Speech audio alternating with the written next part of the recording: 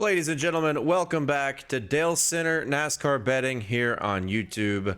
I hate to make this an apology stream. That's not what we want this to be, and actually, no, I'm not going to apologize for my bets last week at Homestead.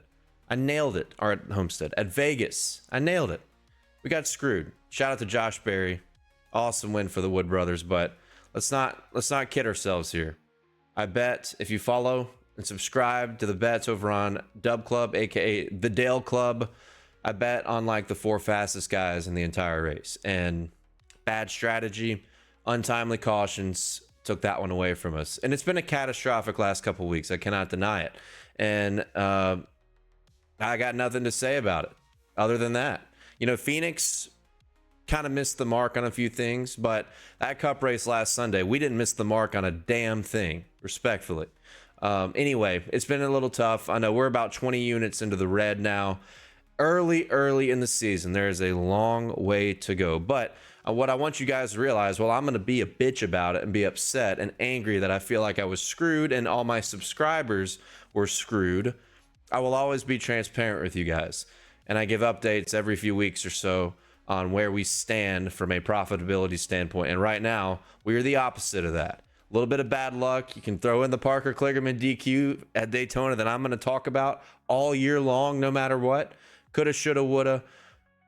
I don't harp on things in the past, but that one thing is going to fuck me up forever. Respectfully, once again. Anyway, behind me, the beautiful Homestead Miami Speedway. A lot of weird things happening. Poorly timed with March Madness. You have the fires going on in Miami that somehow are not going to affect the race weekend ahead. Triple header, trucks on Friday night, Xfinity Saturday night, and Cup on Sunday. Now, at the time of me recording, this is a late recording, much later than I typically do, but if you've paid attention to the sports books, everything has been extremely bare, and that's kind of what I was saying with the bad timing. March Madness, you know, you got to wonder, with March Madness being such a fantastic bettable event in men's college basketball, has it had an effect on the negligence of basically options on the NASCAR sports books or NASCAR lines on the sports books? I don't know. I don't know how all that typically works, but it is bizarre that FanDuel can't drop top 10s, and you haven't seen top 3 or top 5 on DraftKings, BetMGM. You know, I guess you've seen them on ESPN Bet and Bet365 books that I don't typically use. Very, very rarely. Just don't have access to them most of the time. And DraftKings dropped top 3 today, actually. I'm looking at top 3 on Xfinity right now. But throughout the week, it's been bizarre. It's been pretty limited across the board and just kind of a weird time thing. It's like the universe is trying to tell us that this track behind me should host the finale for the NASCAR Cup Series Championship. Why is it in March? I don't know, but it's what we got. Anywho, at the timing of this recording, BetMGM has just uploaded outrights for the Craftsman Truck Series. So let me hop into that real quick and we'll talk about it. Another thing, talk about that bad timing being a recurring issue. Kyle Larson is running a triple header this weekend. He's running trucks, Xfinity, and Cup.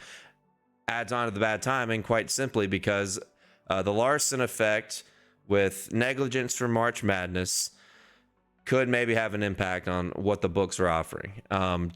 I think it's a scam to even think about betting 12-1 or 14-1 for a Larson sweep. It's extremely rare to sweep the weekend when all 3 NASCAR sanctioned races in one weekend at one track, even though Kyle Larson is very good here. But I said in my Discord the other night that I think that should be like a 25-1 type of line.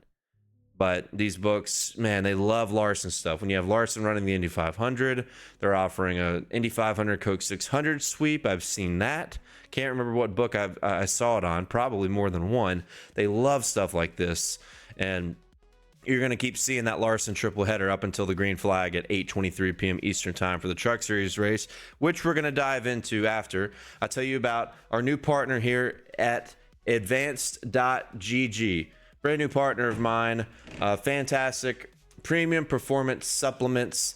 You've got options between energy, focus, sleep, hydration, please check out advanced.gg and use promo code Dale at checkout to get 30% off your product today. Basically, I've got this, which is the Focus, and I've got this, which is the Energy. This is like more of a pre-workout type of deal, and this is like a cognitive enhancement. This is incredible. I never tried anything like this, and it's also like a more healthy alternative to your typical energy drink too. So check them out. You can find out everything you need to know and use promo code Dale at checkout.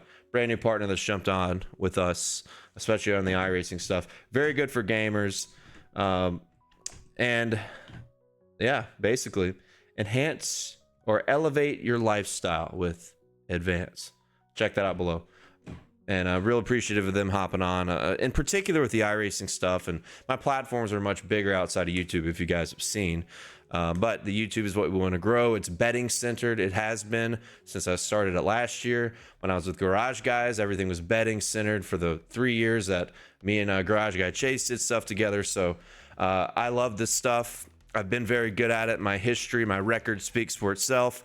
We're in a tough patch here, and we're in a tough race weekend for NASCAR bets because you're in a position now where for the truck race tonight, I'm kind of looking at this like if I had bet Corey Heim at 5-1 or 5.5-1, which was available, I'd feel pretty damn good. I'd feel really good, actually. Now Corey Heim opens back up on BetMGM at plus 250. So now you're at 2.5-1. I'm going to keep refreshing DraftKings and Bet Rivers to see if they will get odds up here. Yep. Okay. Canby has odds up now. Larson's minus 125. So BetMGM, here's what I'm honestly, let's just be real here.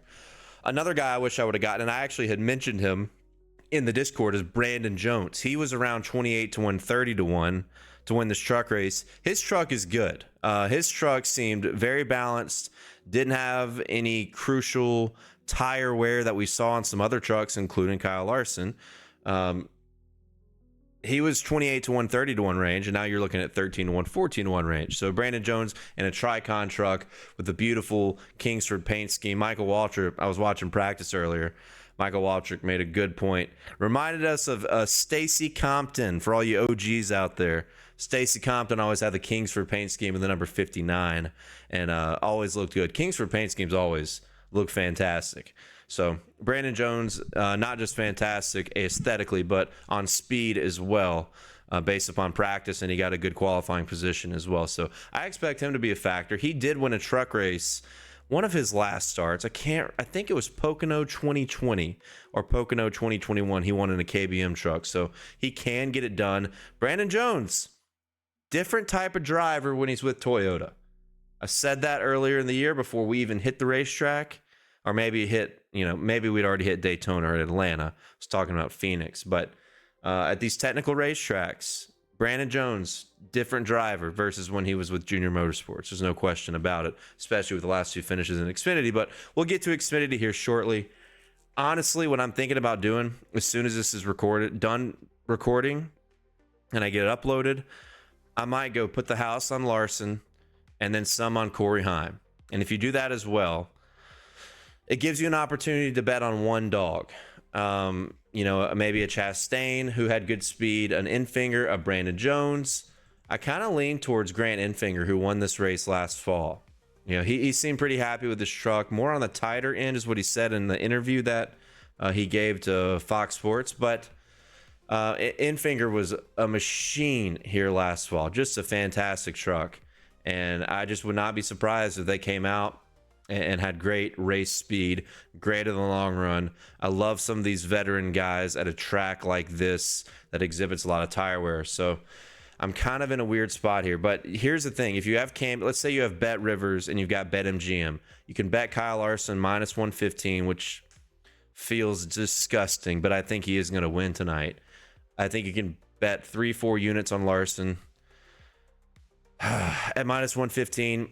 And then you go over to a Bet Rivers, Bally, any of your Canby books, and you take Corey Heim at plus 350. Now let me think about the math here for a second. If you put let's say you put $150 on Larson. at minus 115, what are you getting back? Like 120, 125? And then you put 80 on Heim to win 285.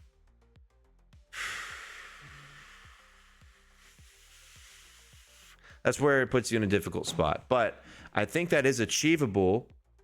I think that's achievable to generate a profit. The issue is obviously Larson, right? I mean, getting Corey Heim at 3.5 to 1 is not bad, considering he's on the pole, considering he's the top dog in the series. It's tough, man. It's tough. There's part of me that might even sit this out. What I thought about doing before was finding a matchup that I really liked, and there just was none. So what I'm going to do here, I'm going to sit on this for a minute, and hopefully by the end of us talking about Xfinity and Cup, maybe we can come back to trucks and we'll have more bets we can look at. Sometimes there's a matchup that you're just like, boom, that's 6 out. We're going to hammer that. Maybe a top 3 that looks good. A top 5 if DraftKings or BetMGM could get off their ass.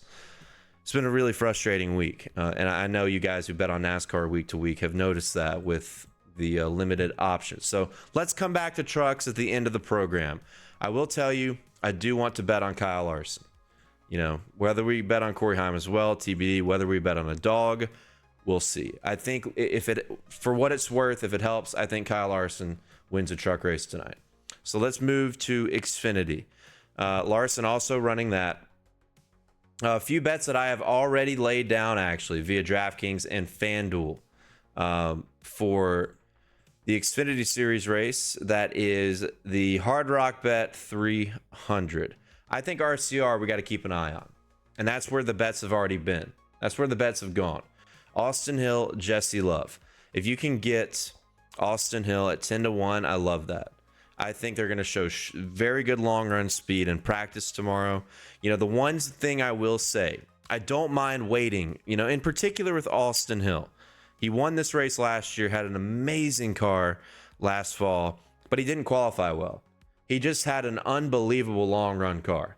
And one thing that's very, very interesting about that particular drive that he had last fall at Homestead was, you know, typically at this racetrack, when the tires wear out as quickly as they do, it's a high wear racetrack. The surface is extremely worn out, which makes it so special, which helps make it a very fun race, no matter what type of car we have. It's great with the Gen 7, it's great with the Xfinity car, and it's great with the truck.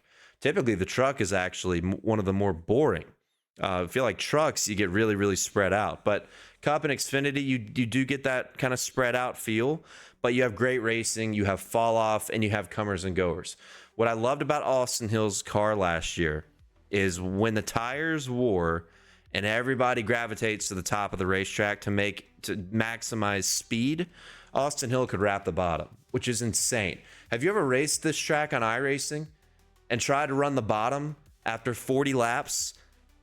I mean, I'm not a fucking expert, you know, regardless of my appearance showing you that I am. But Austin Hill, the way he was able to wrap the bottom and make lap time on old tires last year was crazy.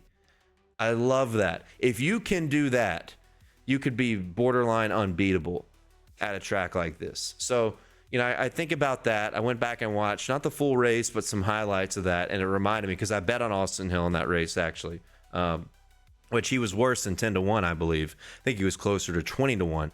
So my point in all this, because he didn't qualify well and was super on the long run, you might be able to wait and see if he qualifies 15th to 18th, and then maybe you get something better than 10 to 1. I'm not going to wait. Just in case, you know, just in case he comes out and puts down a good lap in the top 10 while also exhibiting fast lap averages, good long run speed. So to me, 10 to 1, worth it. Anywhere between a half unit and a unit outright. Austin Hill, right out the gate, love it. And then Jesse Love over on FanDuel as well, 16 to 1. Jesse Love ran fourth here last year, was fantastic last week at Vegas. Same theme. Long run speed. Remember, I think he had a penalty on pit road, had some kind of issue, all the way to the back, drove back through the field at Las Vegas. So I think that's a great sign ahead of this weekend.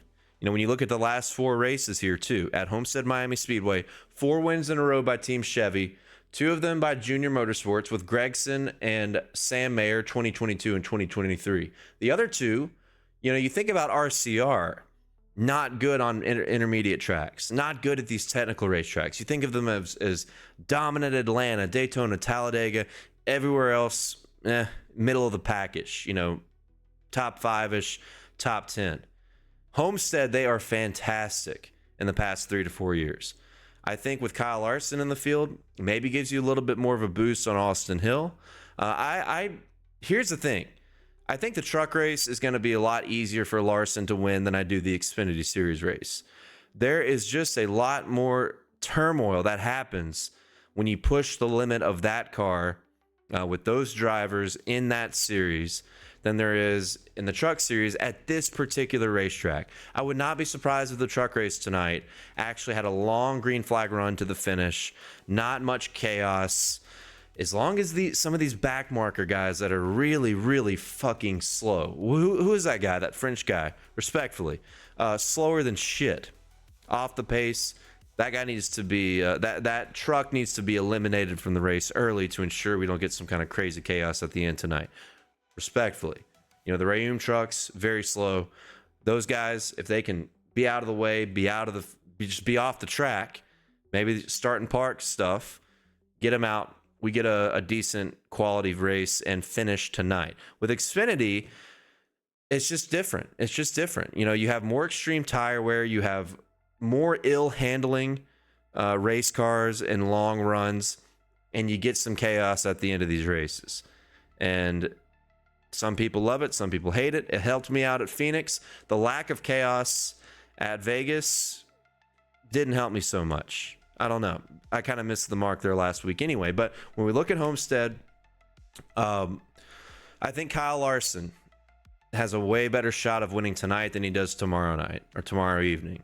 He's minus 145. That minus 145 is going to give you an opportunity. I think someone like Jesse Love, Austin Hill, Corey Heim on FanDuel, I'm looking at 42 to 1.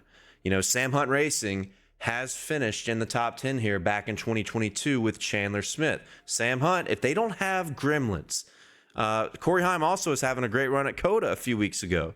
He got spun by Zilich with a 15 to go on one of those late race restarts. So Sam Hunt Racing has speed in the race cars. If they don't make mistakes on pit road and they don't have mechanical gremlins, I think Corey Heim could be a factor at 42 to 1. So consider him as well. Brandon Jones, I talked about earlier, 30 to 1 on FanDuel. He was the other guy I bet on.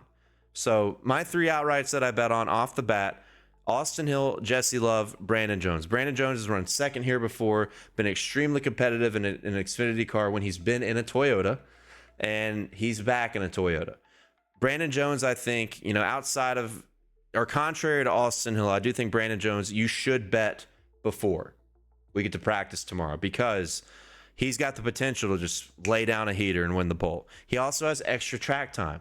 The amount of laps that he's going to run from practice, qualifying, truck race tonight, and then he's going to practice Xfinity tomorrow. He's already got a qualifying run in. He's got all these practice laps, and he will already have a race run. So do not be surprised if Brandon Jones qualifies in the top 5 on Saturday. And then that 30 to 1 will be gone. It will be gone. So I think Brandon Jones is a guy you bet before. You can get away with betting something small. But, with Jesse Love and Austin Hill, Jesse Love has been a better qualifier, even though he also didn't qualify top 10 here last fall, ran up in the top 5. Jesse Love typically is qualified better than Hill at these type of racetracks. So Jesse Love at 16 to 1, maybe you could see some movement there. Don't have to rush it. I went ahead and bet it. And I also went ahead and bet all 3 of those guys' top 3s. Via DraftKings Sportsbook. Brandon Jones 7 to 1, top 3. Another line that could be gone if he qualifies well. Then I got Jesse Love top 3 at plus 350, I believe, and then Austin Hill I know for sure at 2 to 1 for a top 3. So I think all 3 of these could be subject to movement. I don't think you're going to see much movement on Hill, but when I looked at a couple other books, he was around plus 150, plus 160 for a top 3. I just love Austin Hill this weekend. I think he could be a big-time dark horse to win. He's going to be slept on. because of the RCR narrative that they're not great at these racetracks. Well, go back and watch the race last year. Go back and watch 2021 when Myatt Snyder kind of snuck a win out, but he ran well that entire race. So, you know, you can go back and watch former or previous races at Homestead and see that this program is good and they're getting better at this particular racetrack. So Austin Hill is a must bet. Love is a must bet. And Brandon Jones, I'm not going to call him must bet, but I think you could see some good closing line value heading into Saturday afternoon if you bet him now. Now, leans. We want to talk about some leans. The Xfinity top 10s have been non-existent over on Hard Rock. They are available over on ESPN Bet and Bet 365. Corey Heim kind of sticks out. If you can get him plus money for a top 10, that's definitely a considerable bet. I think I saw plus 140, plus 120, something like that.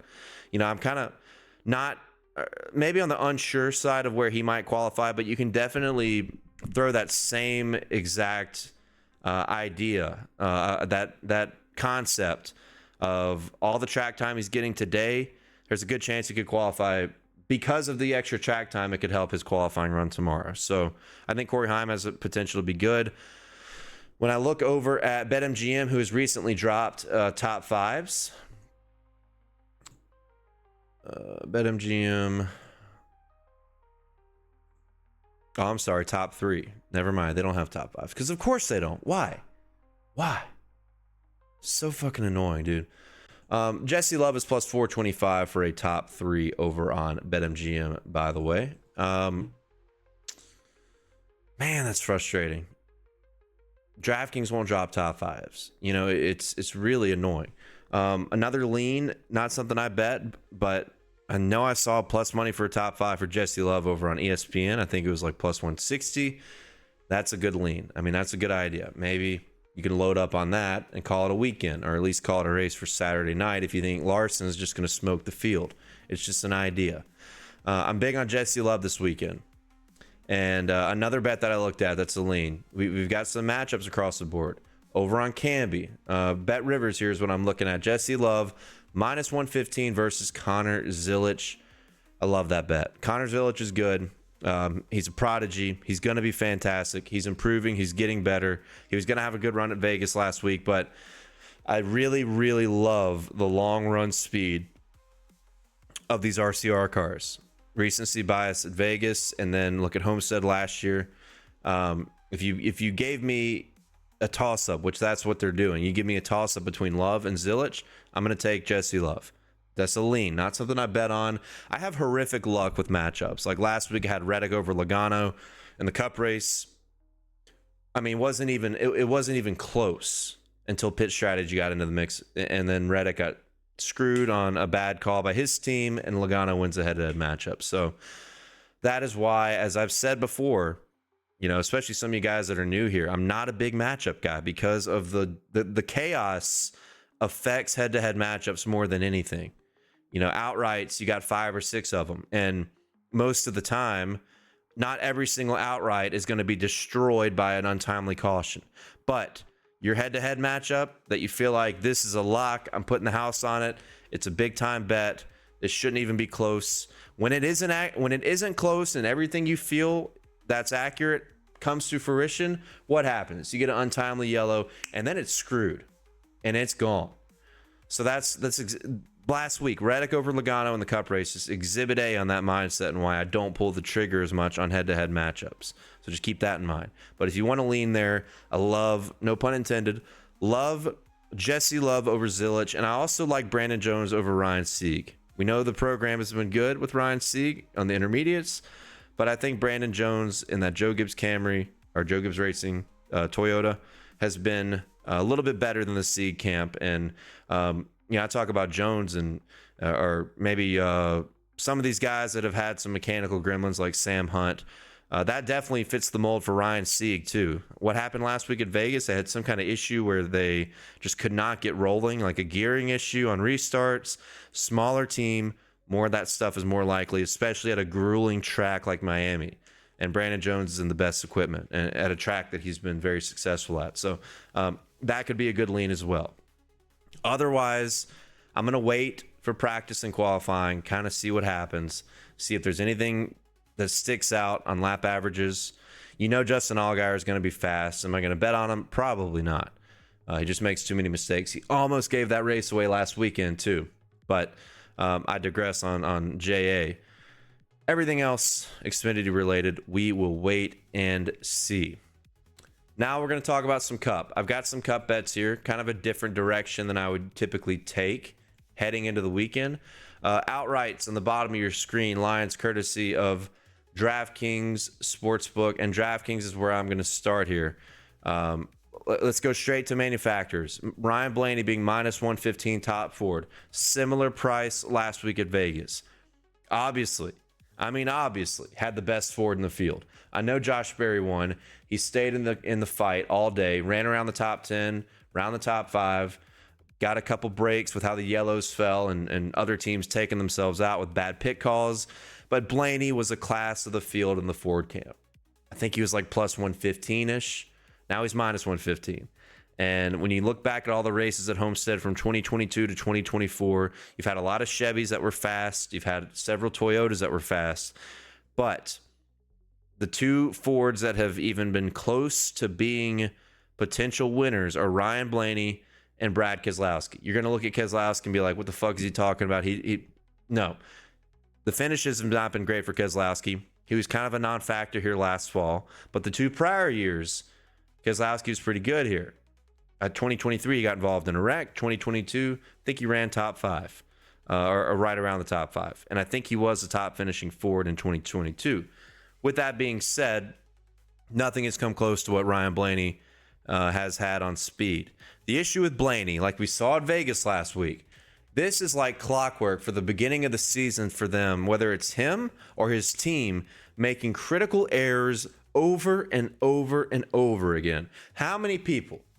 Comment below if you have, especially early in the season, you know, when you get into the playoffs, they don't make the mistakes. They've got the fastest car in the long run. They get to the championship. But early in the season, how many times have you bet on Blaney and been royally fucked by a bad pit stop, a crash last week, a driver error, speeding on pit road, or D, you know, whatever else? All the above.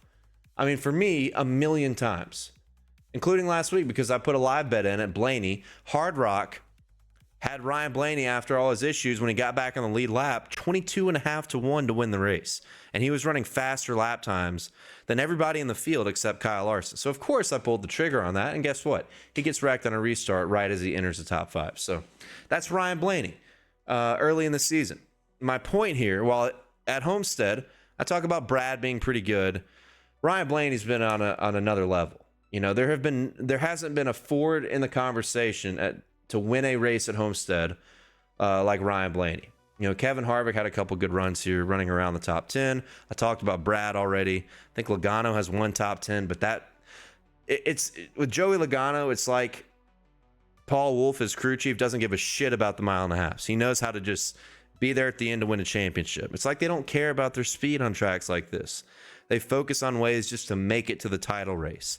They won Vegas on fuel mileage last week. They were a fucking potato last week when they got in traffic.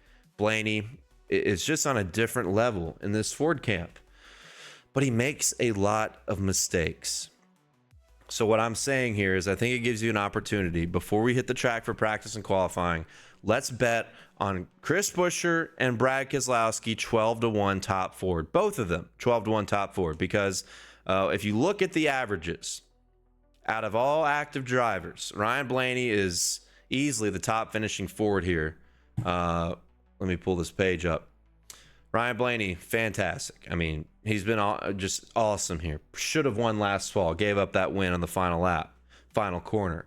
But in active drivers who have run all 3 races in the Gen 7 era, 2022, 2023, 2024 at Homestead Miami Speedway, the next highest average finish in the Ford camp, Chris Buescher and Brad Keselowski. Granted, they're further down the board. But like I said, Brad has some other issues. Chris Buescher typically runs around the top 15, has not been great here. But with the chaos that we see every single week, no matter the racetrack, some of the chaos we've seen here at Homestead, Kyle Larson hitting the pit barrels in 2023, late race restart, 2024, late race caution, late race restart, last lap pass. I mean, by the end of the race last year, while Keselowski and Buescher were non-factors, they crept towards the front by the end of it. And this is the type of track I love Brad Keselowski at. I love Keselowski at tracks where you have to know how to save tires.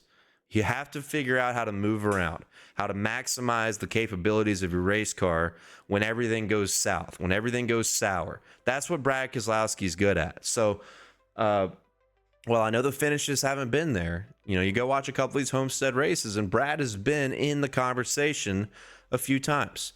So I just have confidence that that program, they got a top 3 with Ryan Preece last week. Granted, it was pretty lucky.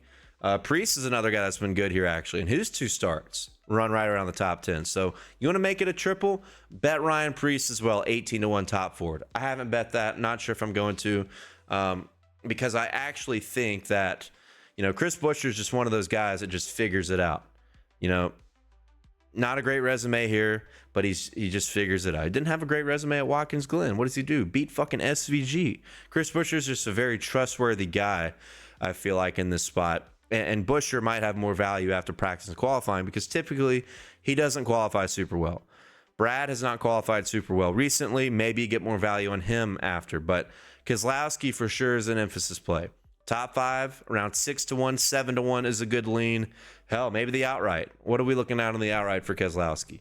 Outright for Keselowski, he's 12-1 top Ford over on DraftKings, and then 55-1 to win the race.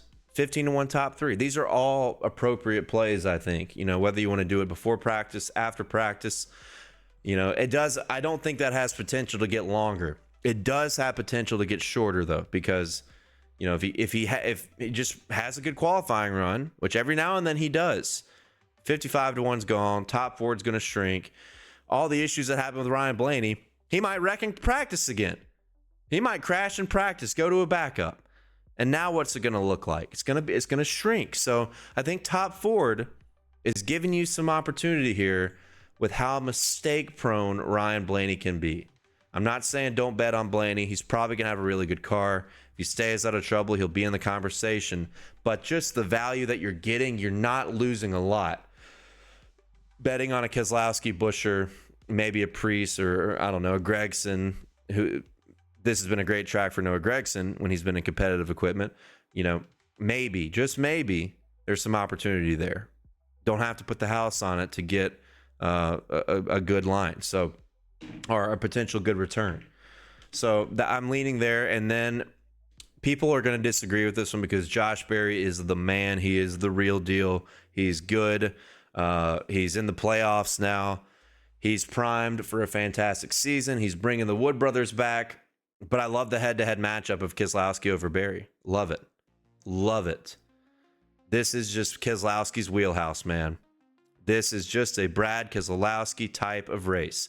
Plus 105 head-to-head matchup against Josh Berry, who has run fine, run well. I'm not betting against Josh Berry here. I'm betting on Brad Keselowski. That's it. I've already said everything I need to say about that. Now, I'm going to go to FanDuel here for outrights because bottom of the screen, you see DraftKings. You're looking at plus 360 for Kyle Larson outright. He's plus 450 on FanDuel. I did stare at that for a minute. Honestly, I looked at Twitter, Auto Racing Analytics. There's a lot of great people out there, by the way, that post very, very good, strong analytical data, whether it's Auto Racing Analytics, my guy Phil at Race Sheets over on Dub Club. Check him out. And then our good buddies that Win the Race, Ryan Stevens, Greg Mathern. iFantasy Race is also great on Twitter. Just very, very helpful data. The more and more I look at that, and everybody loves to point out that the 2022 Kyle Larson win was one of the most dominant race cars in the history of the Gen 7.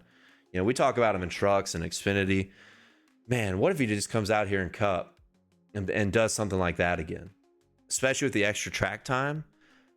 Call me insane when I say this. I think it's more likely Kyle Larson wins the Cup race than it is that he wins the Xfinity race. You can say whatever about trucks. He's going to smoke them tonight. But Cup, Xfinity, that's why I just can't understand minus 145 for Xfinity. That series is so competitive, so talented, chaotic. It's insane to me. That's why I stared at plus 450. I really did. Because I do think he's going to qualify well up in the top 5, top 10-ish. He's going to be good on lap averages. And I don't know, maybe everybody goes in the direction the DraftKings has started in, and you get him at plus 350, plus 360. So I'm just thinking about it. That's why you subscribe to Dub Club, to make sure you don't miss when I do actually bet. So kind of going in the lean direction here to end our Cup conversation. I already told you what I have. Want to make sure that's everything, because I am an idiot, if you haven't been able to figure that out by now. Keselowski, Buescher, top Ford, Keselowski over Berry is all I have bet for the Cup side. So tough. It's been a tough weekend, or a week leading up to this, just because of the limited action. I mean, FanDuel top 10s. I mean, that is like one of my favorite things. I will stay up late on Tuesday night or Monday night waiting for those FanDuel top 10s to drop, and we still don't have them, and it's fucking Friday night. Somebody make it make sense. It doesn't. Want to talk about some leans here. Other guys I've been looking at. You know, we know Carson Hocevar has been really good. He's qualified well. He's had top 5, top 10 speed. Maybe you can get a Hocevar ticket around 7-1 for a top 5. I mean, he probably was top 5 last week if they don't have the issues that they had on pit road with Ty Gibbs. Another guy I'm looking at, Chase Briscoe. When does he have the breakout? One thing I was hoping for was a good top 10 line on him. You know, I was kind of thinking in my mind early in the week, Chase Briscoe, top 10, had a really bad start to the season. He made these comments about how he's got to change his driving style with the equipment change from Stewart-Haas Racing to Joe Gibbs Racing. Maybe there's just like he didn't break his thumb, but he messed up I think he strained his thumb or something. Was talking about putting a cast or a splint on it. So you got a Chase Briscoe trending down type of thing going on right now. I'm hoping maybe they drop a 2-1 line for a top 10. Plus 160, plus 170. Nope. Plus 110, plus 115. So I'm going to keep an eye on Chase Briscoe. If you want to talk about qualifying, which I'm not, I'm going to think about it again tomorrow. You know, tomorrow morning when I make my trip, and consider what's out there. You know, Michael McDowell winning the pole. That's what I said we needed to happen to get better qualifying lines. And honestly, they're not much better. They're just not. And what's crazy, and this is where I was completely wrong, Michael McDowell went out like 14th and laid down the fastest lap. Like, the track got worse for everybody. So you got to wonder, you know, at the timing of qualifying, it's at 1 o'clock tomorrow. Track's going to get hotter as the session goes on, right? So maybe there is another opportunity for an underdog, someone who goes out early. That's maybe where I look at Chase Briscoe, because if you pull up the qualifying groups, which I'm going to pull them up right now, courtesy of our guy over at Fox Sports, Bob Pockris, who is Indy Bob this weekend, or as I put on Twitter, Bobby Indy. He's at the Thermal Club race. He always puts out the qualifying groups, and I'm trying to find it. I should have screenshotted it. I probably did, but it's quicker for me to scroll Twitter than it is to scroll through all my pictures and videos that I'm constantly making. So when I look at Chase Briscoe is going out 20th. He's leading Group 2 out. You got to wonder, maybe based on the weather, if the temperature continues to rise, maybe someone like Chase Briscoe, 16-1 to win the pole, could be a good underdog bet. Maybe someone like Denny Hamlin, who goes out just before him, 3 or 4 spots before him. Tyler Reddick, going out 22nd. You know, those 3 Toyotas I expect to qualify very well. And, you know, Reddick's the favorite to win the pole. I kind of hate that, you know, based upon where he's going out.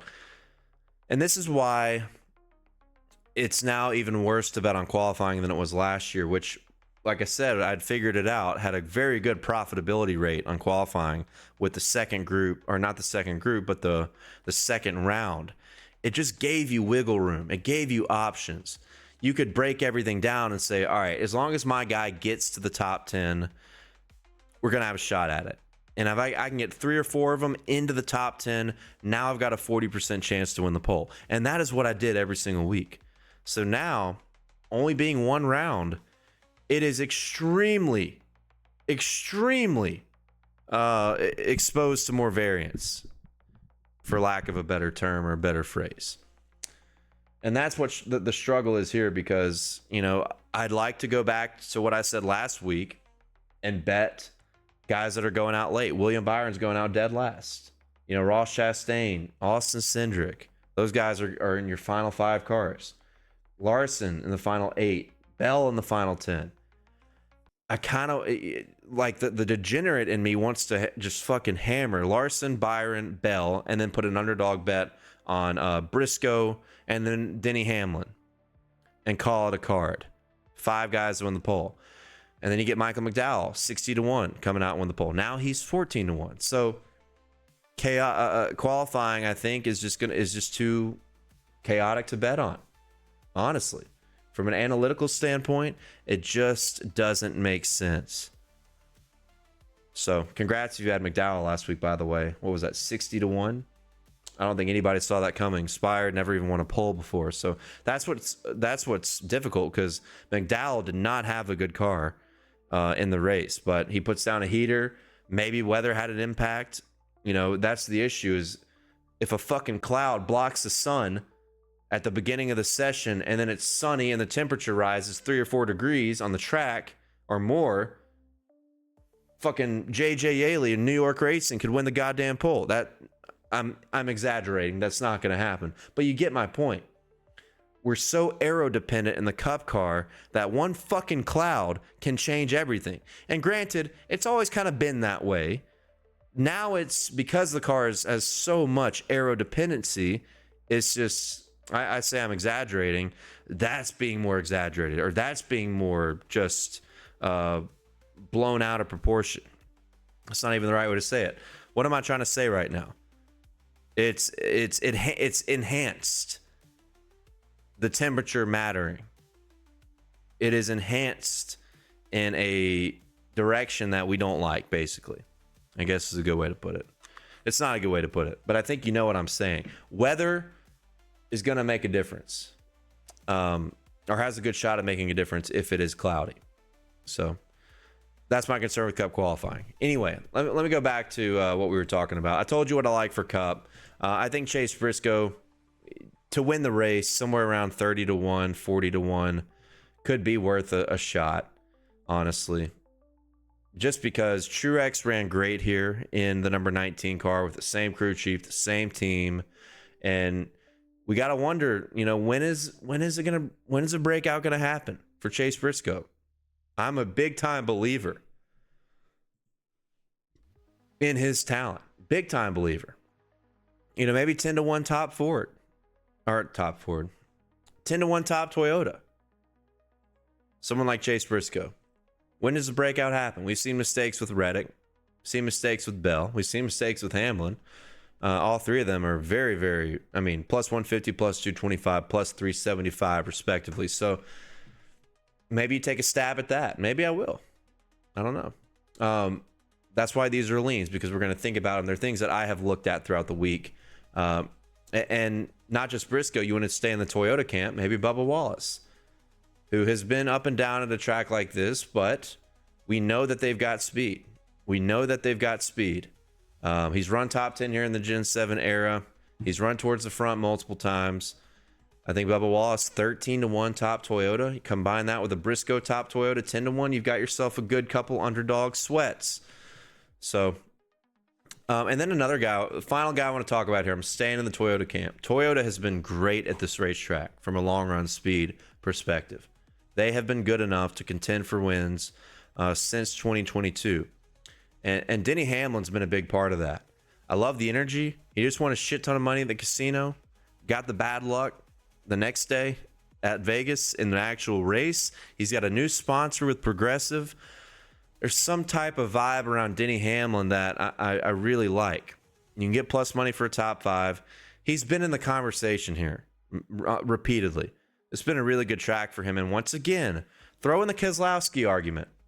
High wear racetracks where tire saving, where getting creative on finding a different line to create more speed is important. Denny Hamlin is a guy that can maximize that, similar to Brad Keselowski. So in the morning, don't be surprised if you see an outright bet on Denny Hamlin from me. Maybe a top 3. I think the top 3 might be a little expensive, around 3-1 range. But, you know, got to find something that I feel like might come down a little bit after practice and qualifying. And I expect the Toyotas, particularly with Denny Hamlin, to be very good in the long run.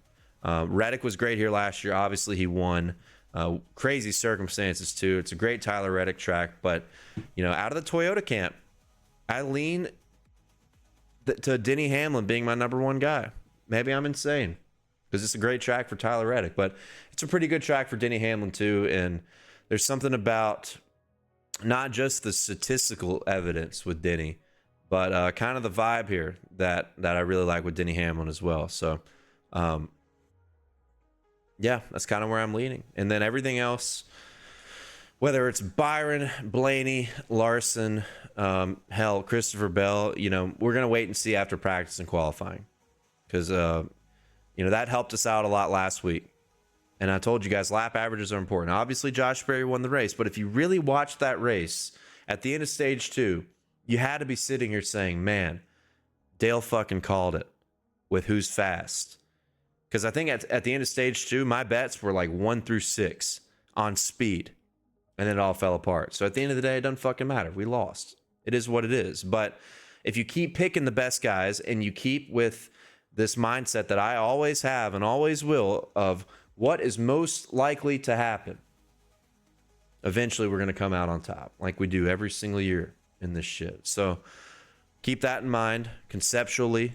Obviously, you want some underdogs too. But the underdogs, I actually go by that process of like, this seems pretty likely to happen if you really dig into it.